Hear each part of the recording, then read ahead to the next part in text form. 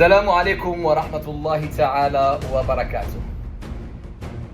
مباشرة من ساو باولو البرازيلية معكم أخوكم مأمون البركاني، يحييكم ويتمنى كل التوفيق لفريق النهضة البركانية في المباراة القادمة التي ستجمعه بفريق قسنطينة.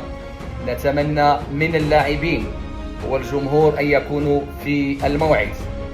رغم البعد سنكون معكم، سنلبس هذا القميص مرة ثانية وسنرفع الراية المغربية على اعتبار أن فريق النهضة البركانية يمثل كل المغاربة.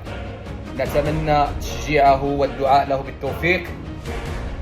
جيبوها يا الولاد، كونوا براكنا أحرار ورجال داخل الميدان وكذلك مع الجمهور.